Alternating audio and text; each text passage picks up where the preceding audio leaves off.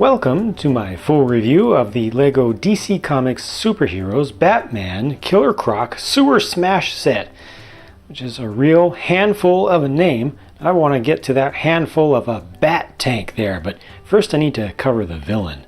This is Killer Croc on his Battle Chomper vehicle, which also has an observation post for Captain Boomerang up there. And that looks very awkward to me because it looks like it's just randomly attached to the side with some Technic pieces. Its color scheme goes with Captain Boomerang, doesn't go with the rest of the vehicle. It's awkward, I don't want it there. I'm going to take it off, but I'm going to take it off right after I show you the one action feature that this whole tower kind of adds. There's a boomerang right here. I'll show you that new piece up more closely in a minute, but you clip it onto the front, and then from the back you can push on this kind of button back here. When you push on that, it makes the boomerang kind of shoot out towards the front. Okay, enough of that. I'm just going to take that off. Very convenient to remove it, thankfully. And now this looks like a thing that was meant to be. This is Killer Croc's Battle Chomper. Now this is more proper. It's got the tail back here, which has a couple of joints that can just kind of move about nice and freely. They actually use a small crocodile tail piece here from the minifig scaled crocodiles. This is nice for controlling the thing because you can kind of get that swimming kind of motion, that wavy kind of motion, and this has a nice action feature built into it. The head actually chomps. I like that, and you can control it around. You can make it spin around. It's cool. It looks good. It looks like it wants to eat some stuff up. Now the way this works, it actually has kind of a cheater wheel on the inside of the mouth. I can just lift this up. You see, this is just completely free. This whole upper part of the head is just free floating on an axis. And it's got this cheater wheel here that has a rubber tire on it, because you can't get good traction all the time with hard plastic wheels like these, but a rubber tire actually can do pretty well, and it just has a couple of little parts that stick out from it that push against the top of the mouth here. It kind of looks like a tongue there, and every time that goes around it just pushes that up a little bit. The faster you go, the more it'll really pop it open. This also has a secondary function because it's connected to that small gear. See right there, small gear, which is in turn turning that plastic wheel over on that side. Only on one side though. The axle doesn't go all the way across, so if you're on a hard surface, you get good traction with the rubber tire, which then makes this turn, which then leaves this not turning. So you sometimes will get kind of a strange thing going on like this, where one wheel isn't really moving all the time, and one wheel is. Killer Croc gets a simple console in front of him. He's got big hands, so he can't be having fine little buttons and things. So tail action and chomping action. The tail action is supposed to represent, spinning around and being able to hit things like that.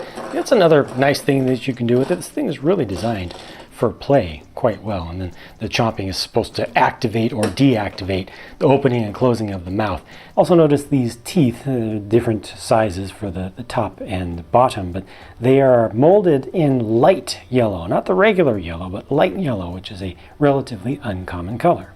Killer Croc himself is done as a traditional big fig, which feels like it's a little bit low in detail to me. The pants section just has that sand blue color, which is an appropriate color, but I wish that there was some kind of shading around it or something. It just all seems too smooth and simple for his look. He's supposed to look really muscular and scaly at the same time. I think that the face is pretty good. The chest is done well, and on the back of him and on the top they've got some kind of ridges going along it, but I feel like there's just not quite enough. It almost feels like a knockoff figure to me in that way, where I just wish that you could see more with it. There was more texture, more good stuff going on with it. It has just the standard big fig articulation with the wrists that can turn around and the arms that go up and down, and that's fine. So about this bat tank then. Yeah, this is different. This is very, very different from the last bat tank that LEGO did. They went with 4 separate treads this time, which is a cool idea. I like that. it has kind of suspension to it. You know, these are able to move independently, so you can make it look like it's going over some rough terrain as you pose it, or if you play with it going over things. The center section is awkward to me, though. Very awkward. It almost looks like it has crashed. Like it has crashed into something and kind of folded up the center of the frame, where it feels like it's been kind of pushed down here, and then all this is kind of buckled up in the center. You know, like it used to be like this, and then it did like this. But that's actually just part of the design. That's how it's supposed to look. I feel bad for Batman sitting in this cockpit back here, because he can't see forward at all. All this buckling in the center completely blocks his view, so he's got to rely on some video monitors inside there or something. They've got a 6-shooter up on the front, you know, for doing some projectile work. It gets a little bit awkward looking in here. Almost looks a little bit unfinished with the yellow half bushings to me. I don't know, it just kind of stands out. I know yellow is the perfect accent color to use on something for Batman. And they do use, you know, some trans yellow elements with the studs to shoot, and also some lights up here, and that's fine. But I don't know, there's some things stand out a little bit. Engine compartment is what's underneath, supposedly the kind of buckled up area there. There's just one single sticker on the front. This is another thing that's a little bit awkward to me with the shaping. The cockpit section is very round. You know, the windscreen itself is completely round, and then the roof up there is a circle. It's just a segment of a sphere, which really doesn't go with some of the linear, you know, geometric look back here. I actually like the whole rear section of this. I think that all this back here looks pretty cool to me. It looks very Bat-y. I like these right here as well. I'm fine with the shooter being in the center. Just this is weird to me. Now on the back, obviously there's another mechanism here, something that you can work, and that's just more exposed stuff with some more awkward colors. You know, the red and the blue, including the red bushings, just stand out too much to me. But this is part of the main action feature of the entire thing. You rotate this, and it's going to make the whole thing kind of fold up in an interesting way. See, look at this. The entire chassis is changing in shape. The whole front section is rotating, and that's a very different look right there. That's a ram element that has come forward, and it has just a little bit of an attempt of kind of a bat head on the front of it. You know, it's for ramming through things, so it protects the whole thing. And I actually really like the shape of the tank now, minus the ram. All this part back here just feels like it was meant to be a little bit more. You know, we've got some consistency with kind of a line you can just see going up here, and then it just continues on out. You know, it looks a little bit weak with just the yellow that's exposed in the center section, but overall, I think that if the whole thing had been designed more to this shape, these groups of shapes here, would have looked better. The ram function is a good thing to have. You know, you can push that out there and run into all sorts of things, stop all sorts of villains. However, the way it's supposed to work in this set, it's supposed to crash the battle chopper. And the ram is just a little bit too high, so it kind of feels like the chopper is just going to go underneath this thing and make it do like this. I feel like it's a bumper, basically. That needs to be down lower for the specific enemy it's going against. Now, while you deploy the ram by turning this back here, you're not supposed to retract it back by turning this the other way. In fact, they actually have a mechanism with that red gear there. It kind of works like a locking mechanism to make sure that it doesn't come back. And on the box and in the pictures officially, they show you grabbing the ram itself to bring it back. That's just weird that you have this nice mechanism to do a transformation feature, and then you have to just kind of reach in and change things. So you might as well just do this. However, you could, if you want to, you can override that by moving this gear out of the way. Just kind of the red gear, just push it off to the left a bit, and that's going to give you, so I'm going to go ahead and bring the ram out, and then just push this off to the left a bit, and then I can turn this back. So you can make that work. I think that, well, I'm not sure exactly what was going on with the suggestion that you push this, but this does work. Oh yeah, there's another little action type feature. couple of bombs that you can just flick off the back, and they do suggest that you just put your finger on it and just knock those off. I think that these little bombs actually look pretty cool. I'm perfectly fine with the very, very simple feature there. One last thing, action-wise, before I show you the cockpit, the stud shooter. You would think that one of those knobs on the back would give you access to shooting from the back.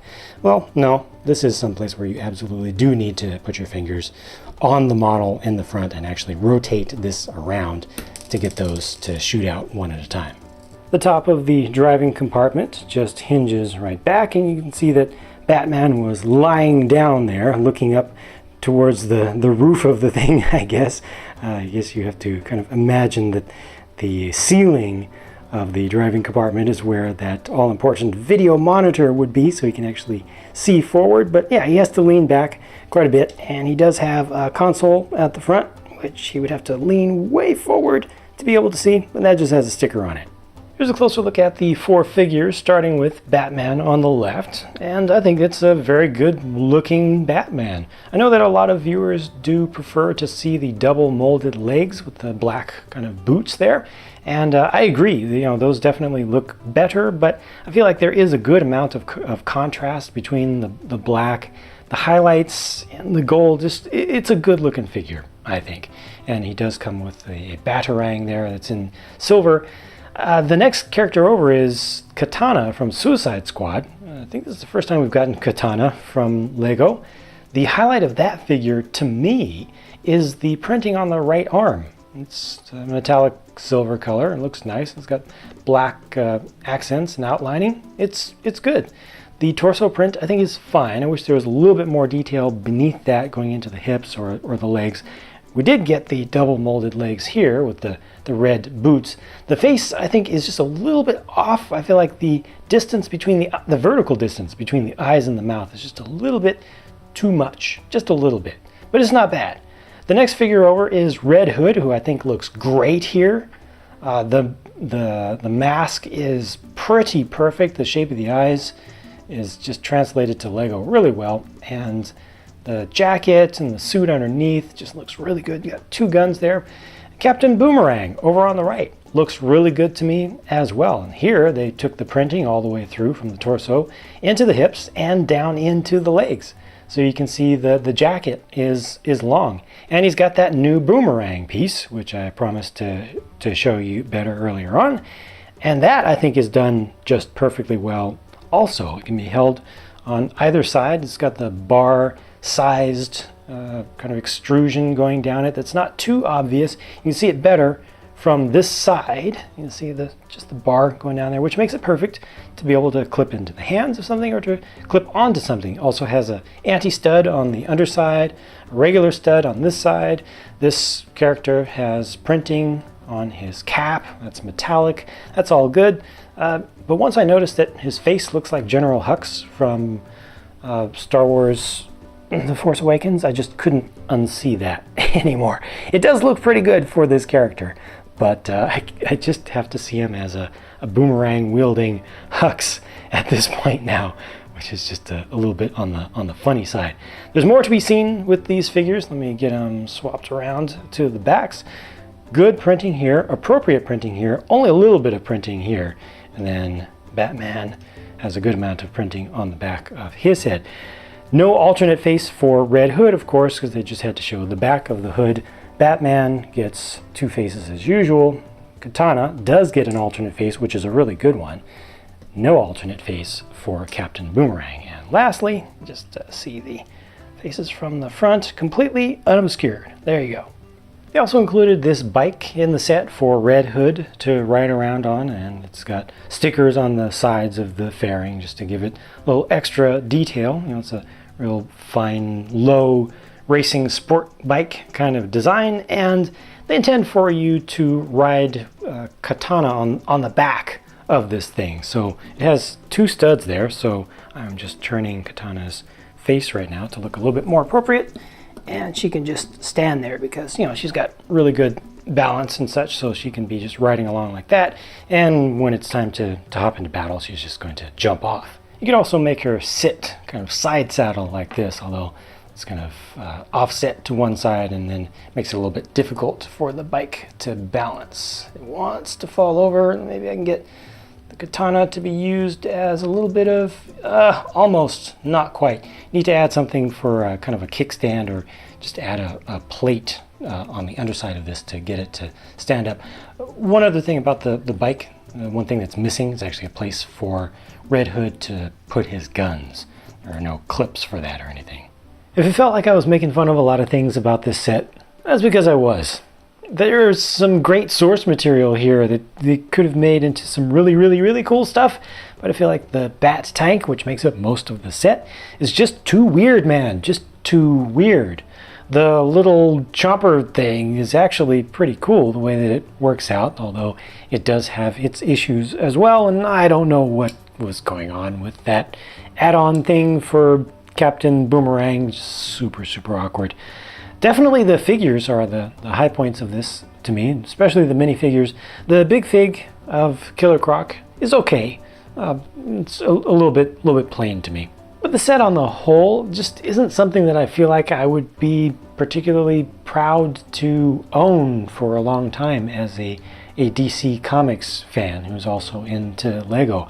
I would definitely want to rebuild that bat tank a bit, which is cool. It is Lego after all, but I do want to see sets making sense the way that they were designed in the first place, so that you could build something with the instructions and have something cool ready to display and play with as is. I feel like this set, as it is, needs some work. Those are just my thoughts though. Now it's your turn to share what you think about this set, including if you completely like it. That's all good. I want to hear your honest opinions. Share your thoughts in a comment down below. Thank you very much for watching, and I'll talk to you again soon.